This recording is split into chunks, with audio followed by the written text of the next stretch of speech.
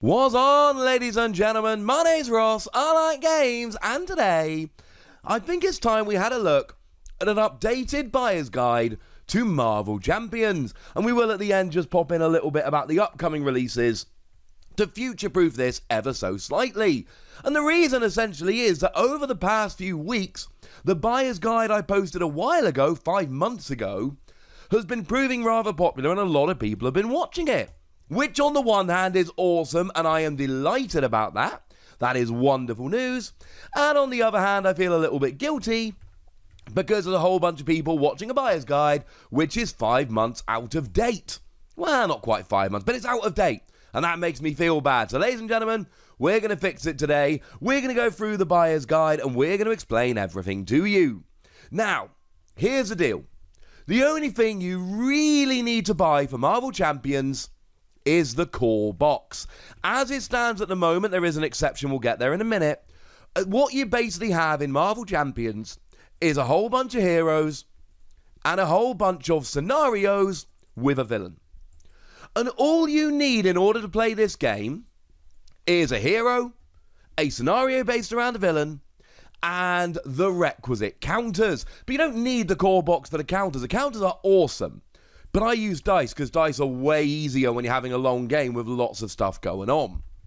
So as much as I say you need the core box, you could get the rules online, buy any champion, any hero, any scenario, and you could just play in that regard. If you go and buy Doctor Strange and Green Goblin, and then you go and get the rulebook online and a bunch of dice, you can play the game, and you don't need the core set.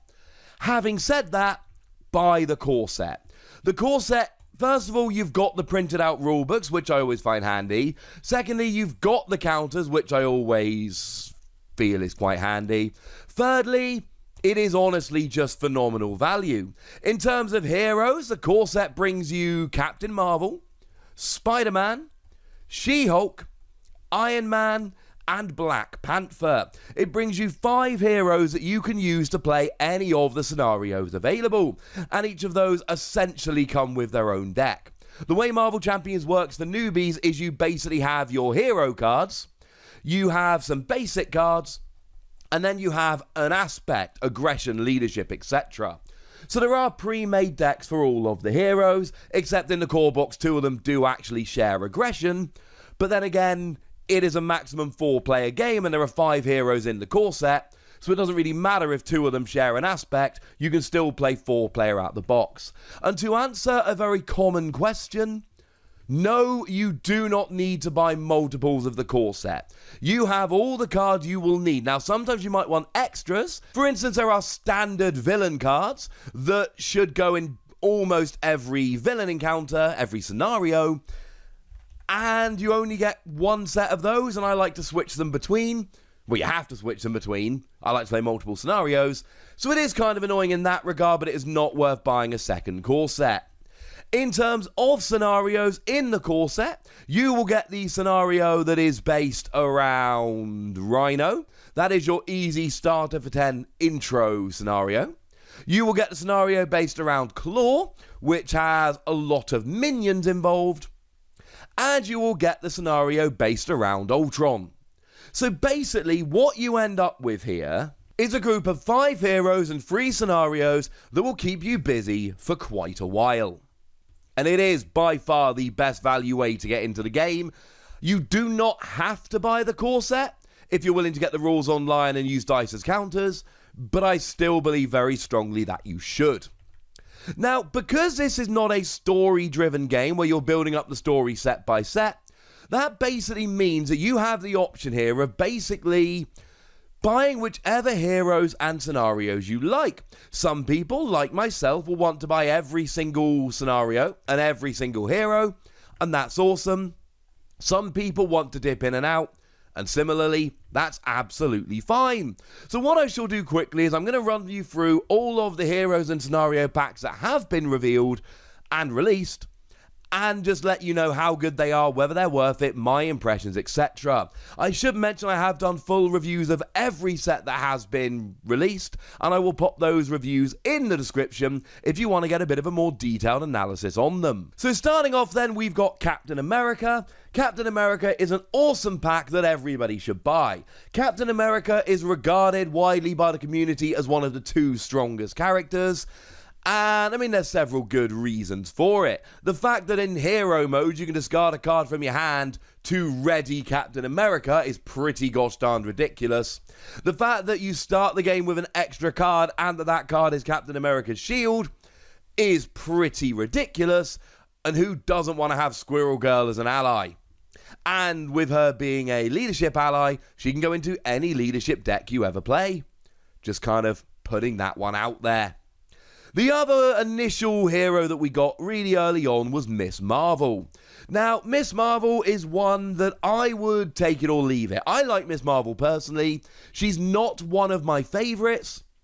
And if I was only buying a few of the hero packs, I would probably end up leaving her out. Now, Miss Marvel is a very interesting character.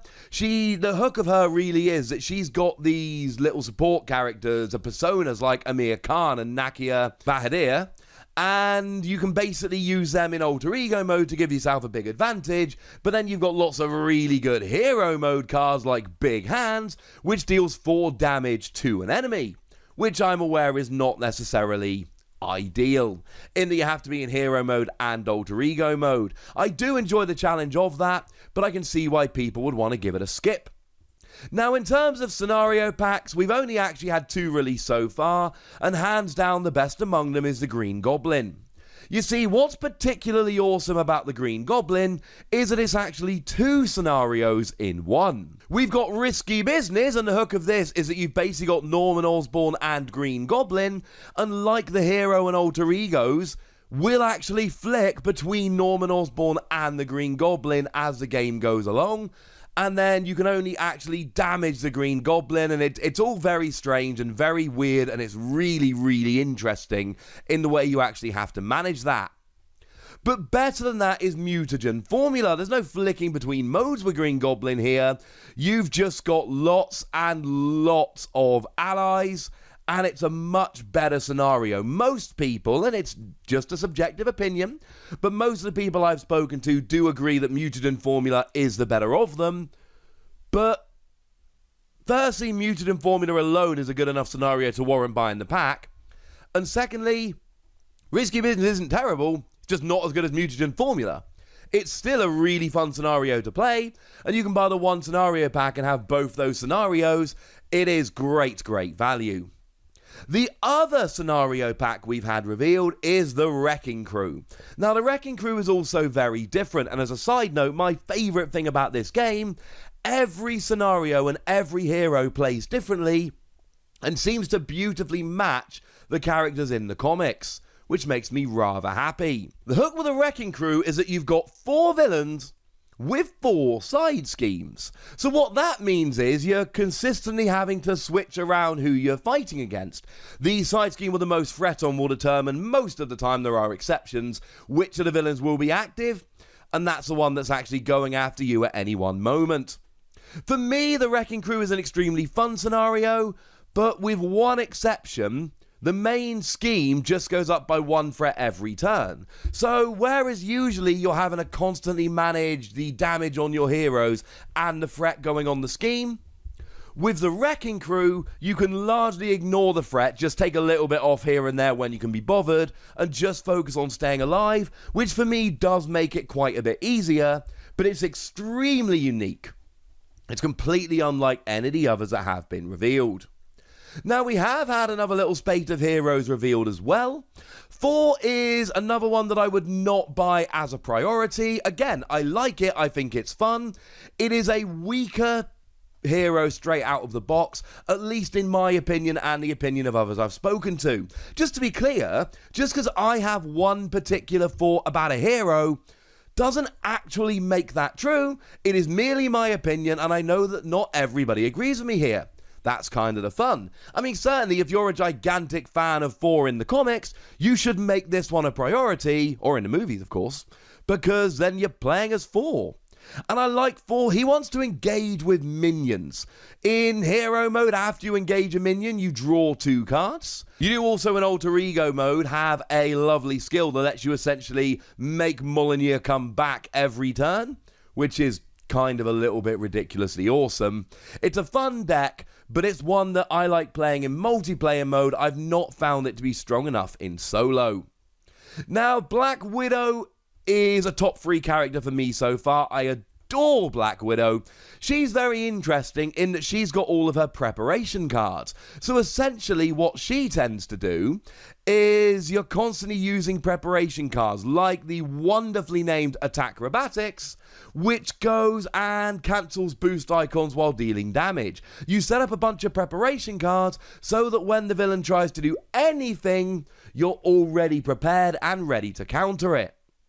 Plus, of course, Natasha Romanoff lets you draw a card when you play a preparation card, and Black Widow lets you deal a damage when you trigger a preparation card.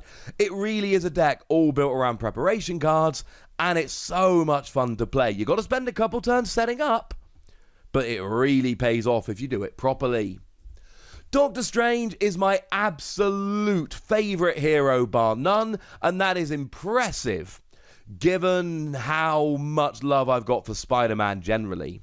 But Doctor Strange has his own invocation deck, and then Doctor Strange itself lets you essentially exhaust him and play the top card of the invocation deck if you pay for it.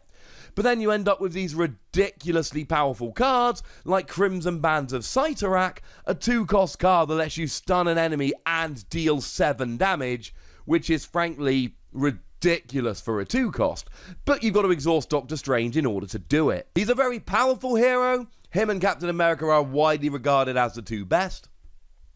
But I'll tell you what, it's the most fun as well. If I were buying into the game now, it's Green Goblin and Doctor Strange. They should be your first 2 purchases outside of the core set, if that's what you're into. Now, the most recent one released was Hulk. Hulk is another one which is not quite so easy in solo. You see, the thing with Hulk is he doesn't thwart. High attack, high defense, 0 thwart, and at the end of your turn you have to discard your hand, so you cannot even just stash the good thwarting cards in your hand for when they're actually going to be useful. It's a challenging character to play, but you will have some turns playing Hulk where you get to one-shot the villain, and not that rarely. And oh my goodness, it's an awful lot of fun when that happens. Now that's what we've had revealed so far, but we do know that there are a bunch coming out in the not too distant future. We know that next month we'll see the release of the Rise of the Red Skull box, and this is the next big box expansion, which is bringing in multiple heroes and multiple scenarios. In terms of heroes, it's bringing us Hawkeye, who's obviously all built around arrows, and Spider-Woman. And the awesome thing about Spider-Woman here is that you've actually got a multiple aspect character for the first time. A lot of her actual cards end up being aspect cards as well, which is not what we usually see. And Jessica Drew lets you build your deck with 2 aspects, and Spider-Woman boosts all of her stats every time you play an aspect card, although only 1 of each aspect per round. I've not played a Spider-Woman yet, this box isn't out, but I am psyched to do so when it does come out.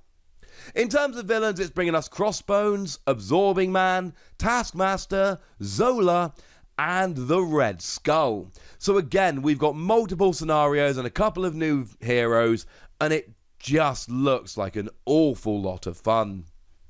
In terms of the other ones that have been revealed, I'm not going to go into a huge amount of detail about these. I've done videos about them. I will link those in the description as well. But we know that the next release is going to be Kang.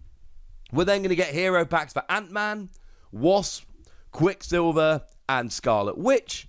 Before, I believe in February, we're going to be getting Galaxy's Most Wanted, which is the next big box expansion, which is bringing in the Guardians of the Galaxy, including Rocket and Groot.